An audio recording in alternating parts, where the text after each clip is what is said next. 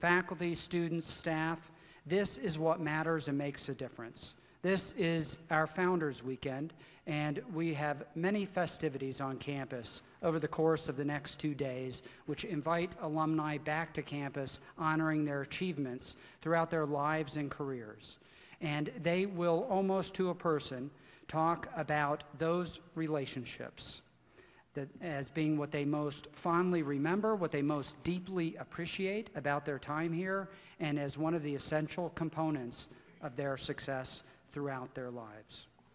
To parents and friends who are here or watching the live video stream in support of your loved ones, we congratulate you as well. It is an exciting time for you too, because these achievements, the students' achievements, reflect your care and your support, your dedication, and your devotion. We thank you for sharing your students with us here at Southwestern College, for entrusting us to help them learn and grow. It's been our privilege to do so. Now, to begin the 2019 Honors Convocation, I invite to the podium Vice President for Academic Affairs, Dr. Ross Peterson-Veatch.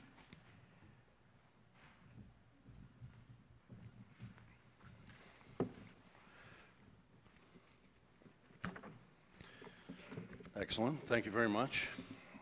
Welcome this afternoon. As Tammy said in the prayer, a nice day to celebrate a really excellent set of achievements and an excellent set of people. President Andrews, board members, faculty, students, family, and our guests, I'm privileged to present to you the students who have distinguished themselves with special honors today. You may have noticed the 2 students in distinctive robes who led in our graduation candidates today. They serve as our junior marshals. These 2 students have distinguished themselves as our top full-time students with junior status, having the highest cumulative grade point averages of all juniors in main campus programs. Please join me in recognizing these outstanding scholars as they stand awkwardly and receive our applause. Tessa Castor and Abby Berthold.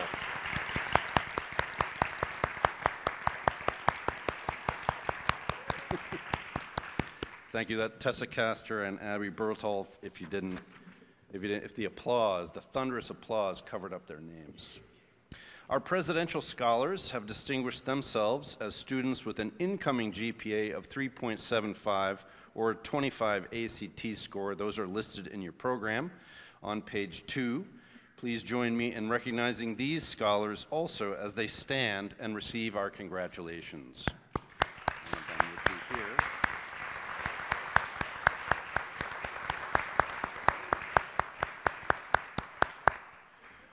The students listed in your program as members of the Dean's Honor Roll are those that have at least 1 semester grade point average of 3.7 or higher, earning 12 credits or more. You will see the names of those students printed in our program on page 3. Please join me in offering our applause as they also stand.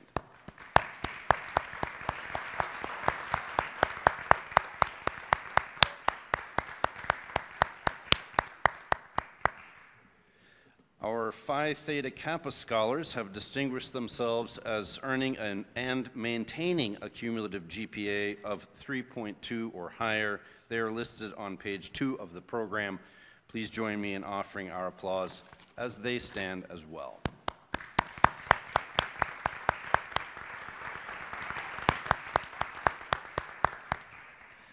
Mound builders work hard. They're resilient and tenacious in their pursuit of their goals. The students we honor here today demonstrate strong commitment to their academic careers, their organizations, and their activities. Because of their efforts, they distinguish themselves, and you'll note the evidence of that in our program that lists the students who are leaders, who serve our college community and their academic areas with excellence. I ask all of those students who are listed in our program today to stand in recognition of the honors that you have achieved through your commitment and your efforts in service and leadership. All of you stand if you're listed in the program. Excellent.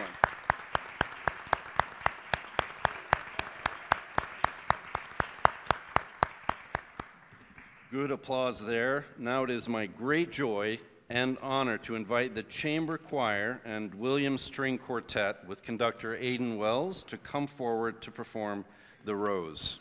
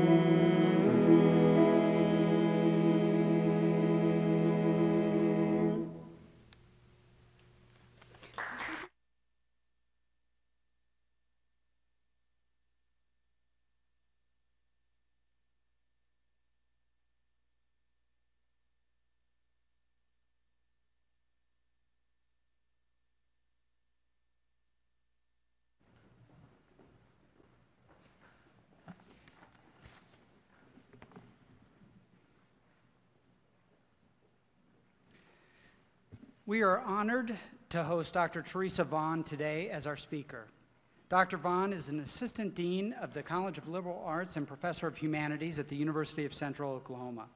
She received her PhD from Indiana University in 1999, and she teaches courses in non-Western humanities, Introduction to Religious Studies, World Religions, anthropology of religion, Native American humanities, and medieval folklore. In addition, she has published articles and reviews in a variety of journals, including the Journal of American Folklore, American Ethnologist, Western Folklore, and Avista Forum Journal. Her most recent work is the forthcoming Balancing the Humors, Dietary Recommendations for Women in the Middle Ages, currently under contract with the University of Amsterdam Press. She's been a full-time faculty member at the University of Central Oklahoma since 1999 and served as chairperson of the Department of Humanities and Philosophy from 2008 to 2016. We are honored and privileged to have her here today. Please help me welcome Dr. Theresa Vaughan.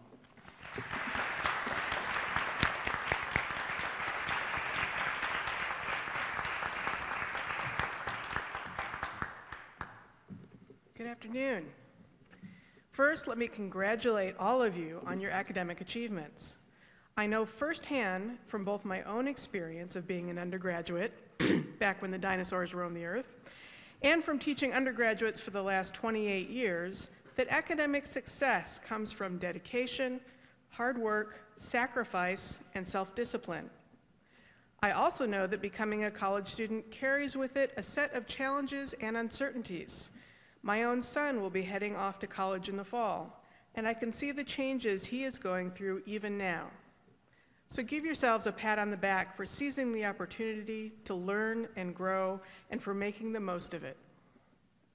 I have known Ross Peterson-Veatch, over there, since 1990, when we both were first-year graduate students at Indiana University's Folklore Institute, now the Department of Folklore and Ethnomusicology. Dr. Peterson-Veatch is one of the world's genuine good guys, and you are fortunate to have him here. I am honored that he extended me the opportunity to speak with you today, and I'll try not to ramble too much or put you to sleep. I have been asked to speak about the hopefulness that comes from knowing where you come from. I spent some time thinking about this phrase and what it means in the context of my own life. What does it mean to know where you come from? I come from Detroit, for example, although I spent my school years in nearby Ann Arbor. I come from a family that was making its way from being blue-collar auto workers to white-collar middle-class professionals. My grandparents were immigrants from Ireland, arriving in the United States in the 1920s. I am a northerner who has spent the last 25 years living in the southern plains of Oklahoma. I come from a small, immediate family, but a very large extended family.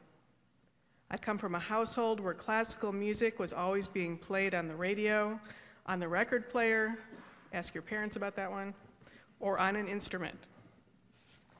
I come from an extended family which had both good and bad points. In some cases, alcoholism or mental illness, but also warmth, love, and supportiveness, whether we had money or not. On one side of my family, I was the first person to go to college.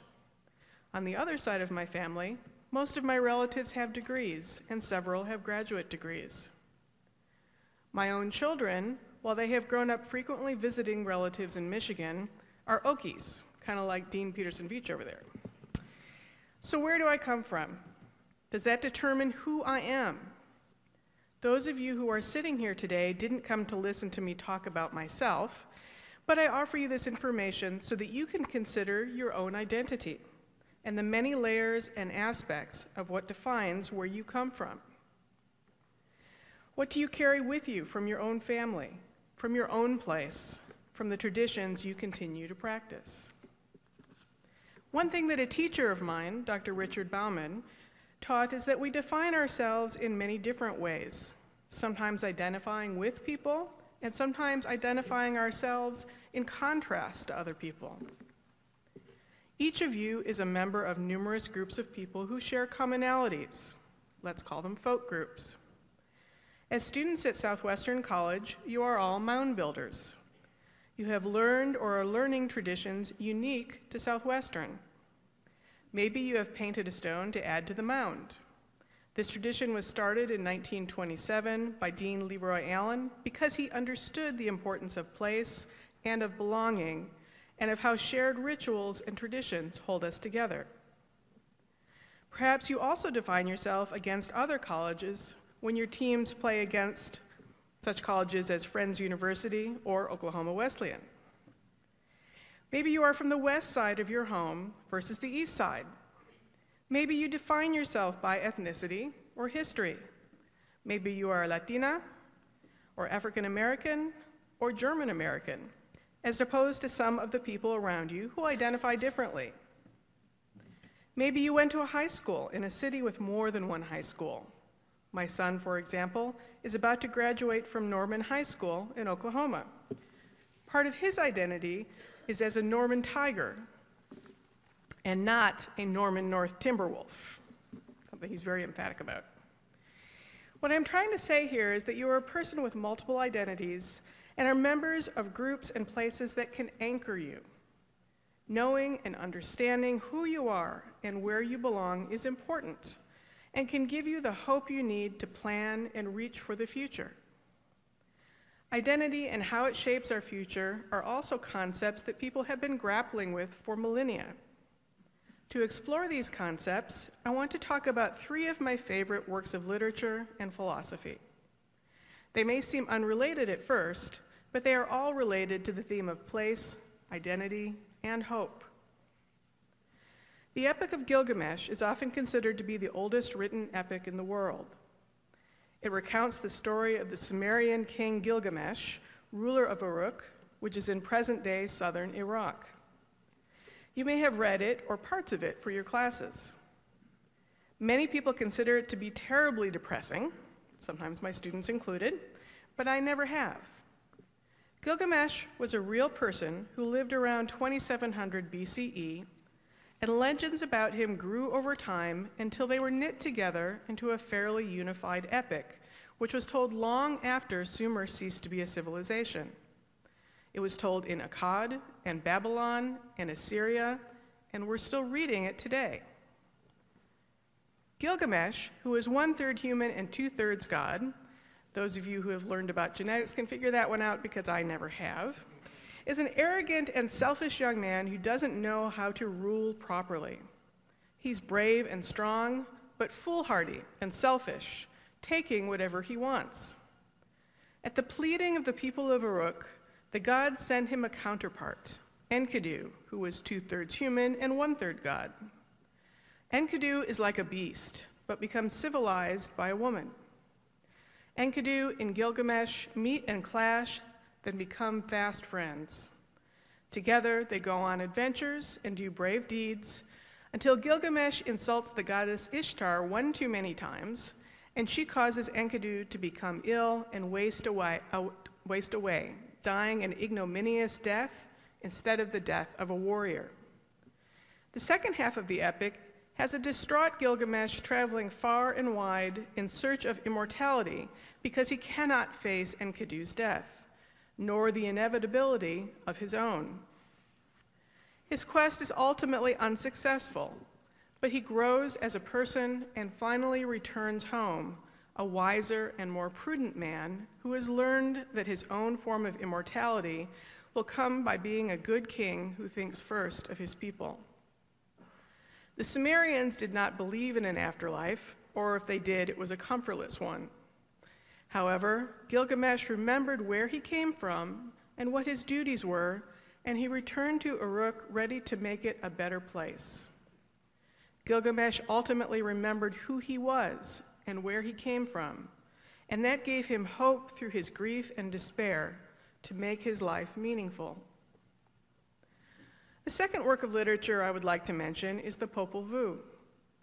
This book was written by a group of Quiché Maya elders after the arrival of the Spanish conquistadors to Mesoamerica. The Quiché lived, and in fact still live, largely in what is now Guatemala. The arrival of the Spanish had been devastating to their culture. Disease had wiped out a significant percentage of their population, and the imposition of Christianity meant that many traditions and practices had to go underground to survive.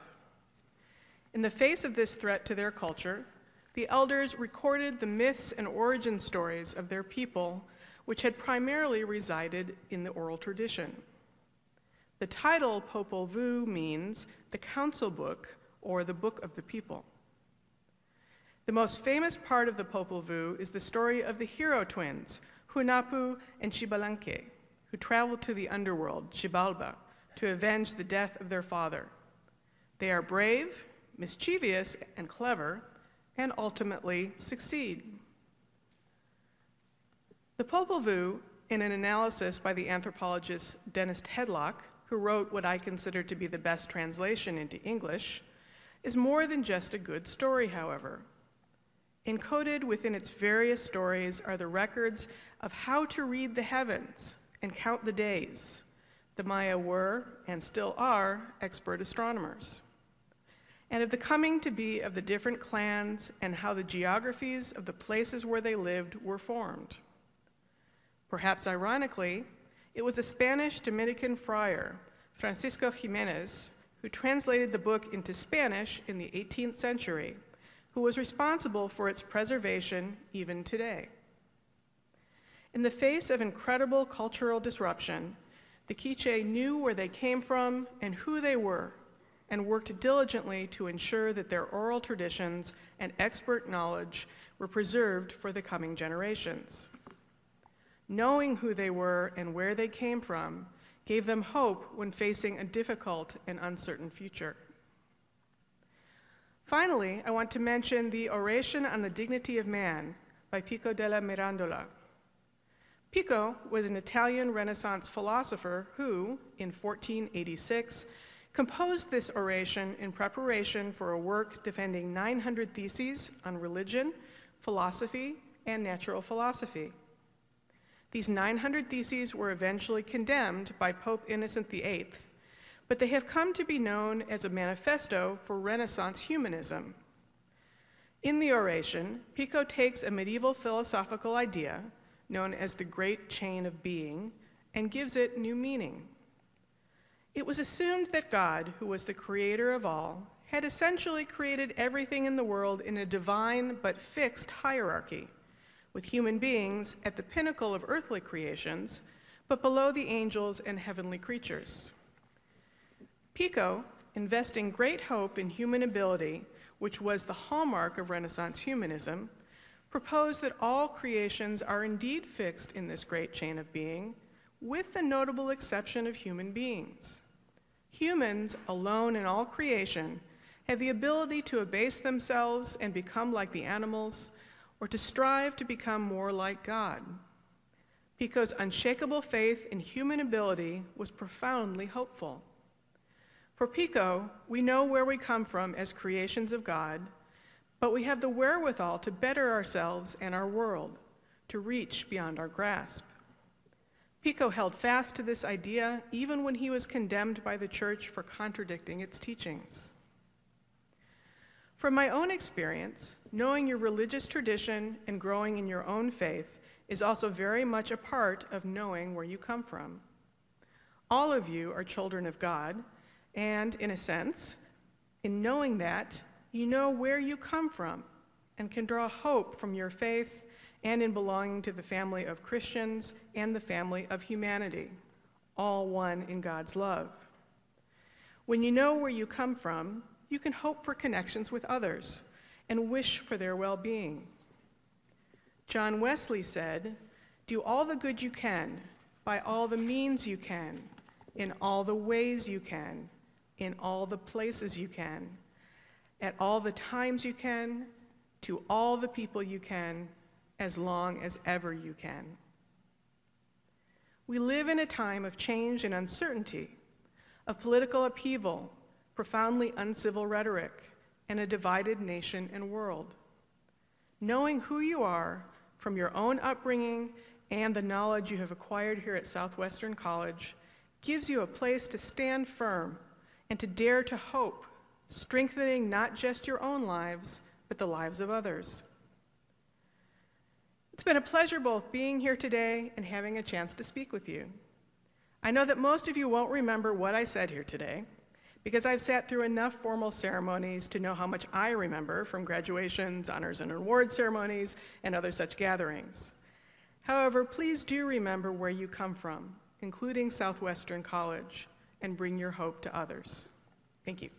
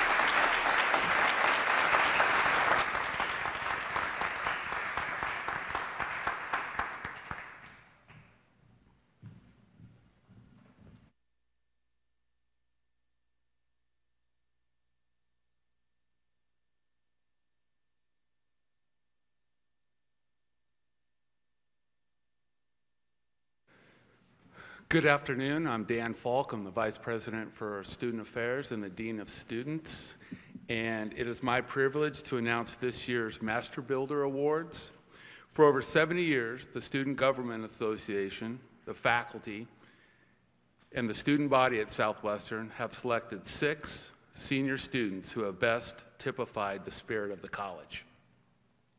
The Student Government Association nominates a list of seniors which is then given to the faculty. Any senior who receives a vote from a faculty member is then included on the list for the entire student body to vote on. Those top 6 students who receive votes from the student body are then named a Master Builder for that academic year.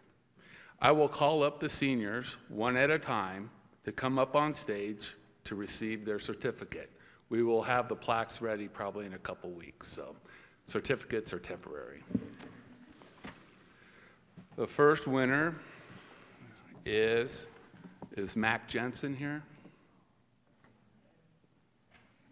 Mac Jensen.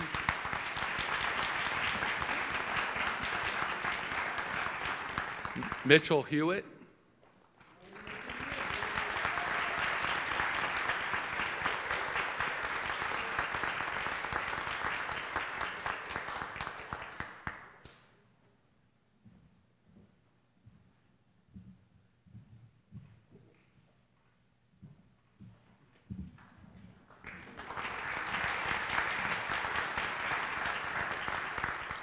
Is Asia Green here?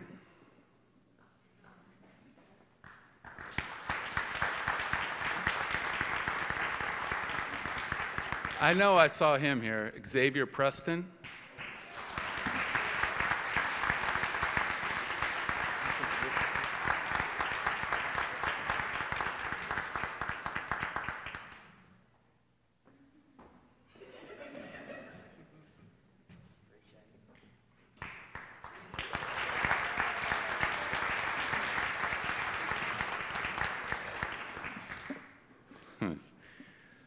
David Matthews.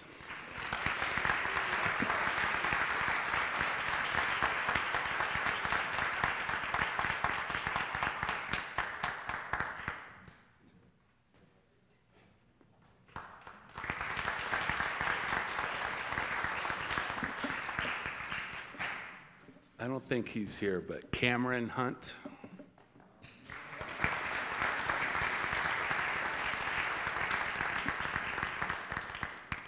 Okay, next, I would like to announce the winner of our new Dawn Plez Student Leadership Award. Dawn has impacted the lives of many students in her years here as the Vice President of Student Affairs, as well as in her current position of Vice President of Student Success. In honor of her commitment, passion, and love of Southwestern College, this award will be given to a senior student each year. The students were nominated by the executive officers of the Student Government Association, the Student Foundation executive officers, and the resident assistants based on their personal growth, responsible citizenship, and leadership through service to the campus community. These nominations were then sent to the award committee consisting of 3 staff members and a faculty member. I am proud to announce this year's winner, Raquel Resendez.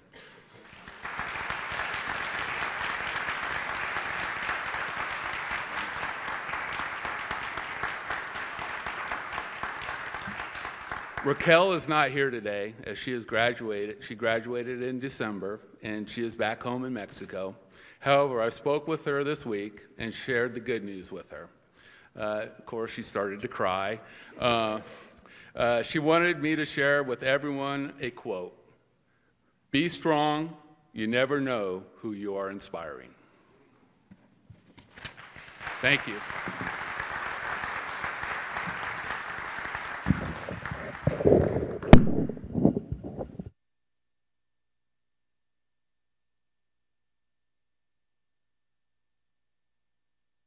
We practiced moving the mic earlier, so I'm glad it worked out for us. Hello, everyone. I am Emily Jones, and I am the Student Government President this year. And each spring, the Southwestern College students vote on who they think are the most deserving faculty and staff. They win a faculty and staff citation award. And I also have certificates, because that's what we had time to do, and plaques will be coming shortly. So although we appreciate everyone who helps our school, these winners truly exemplify what it means to be a part of the Builder family. Additionally, they've also made a strong effort to connect to the students of SC in a meaningful way. Without further ado, please help me in congratulating our outstanding faculty member, Dr. Tammy McEwen.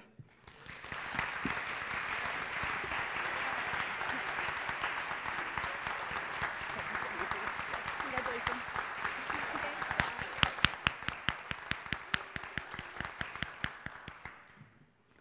And now, please help me congratulate our wonderful staff member who won, Anja Clemens.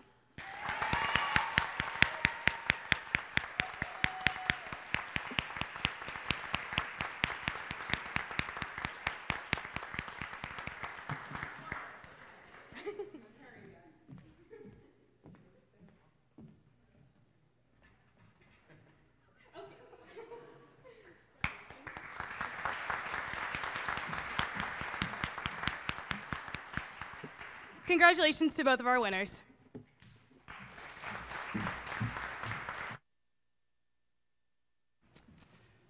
All right, as we close our Honors Convocation today, I want to take a moment to remind all of us that there are a mere 32 days until commencement.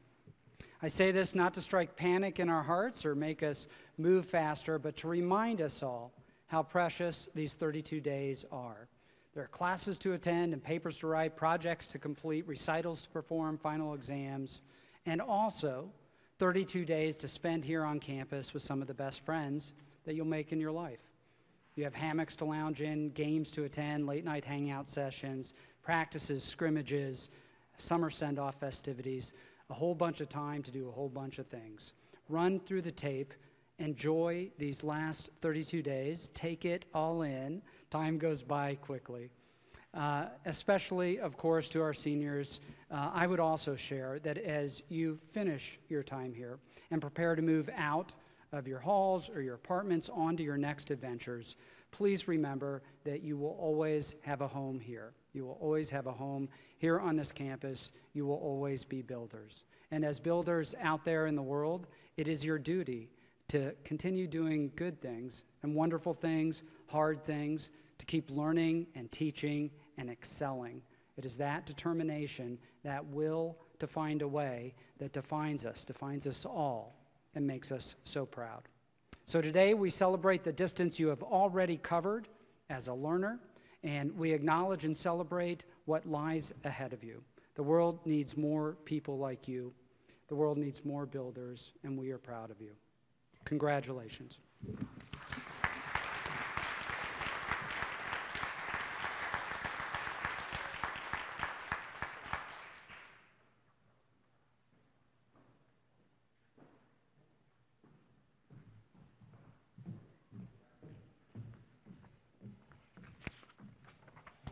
Please stand for the alma mater.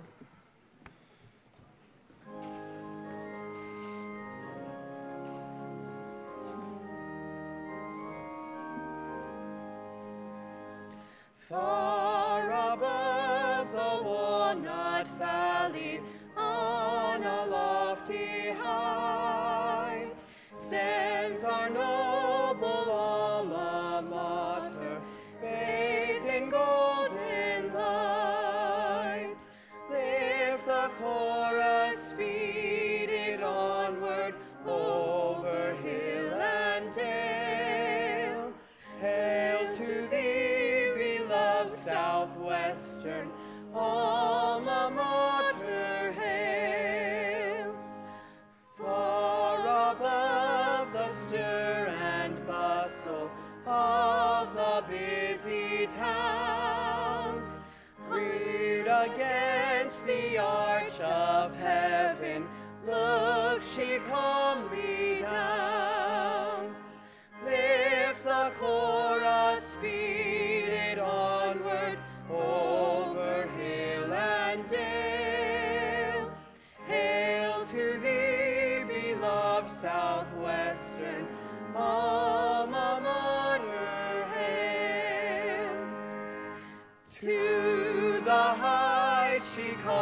us daily, alma mater dear. Heights of knowledge, hope, and courage, free from doubt and fear. Lift the chorus, speed it onward, over hill and dale. Hail to thee, beloved Southwestern alma mater, hail. Thank you. Friends and family, students, staff, coaches, faculty, graduates, I am deeply grateful for the words of Dr. Vaughan to remind us that no matter what your story is, do good. No matter what fear surrounds you in the days to come, do good. No matter what uncertainty or questions still lie upon your heart, do good. So that in the days to come, wherever you pass, you will have built a more hopeful world. Go forth and serve God. Amen.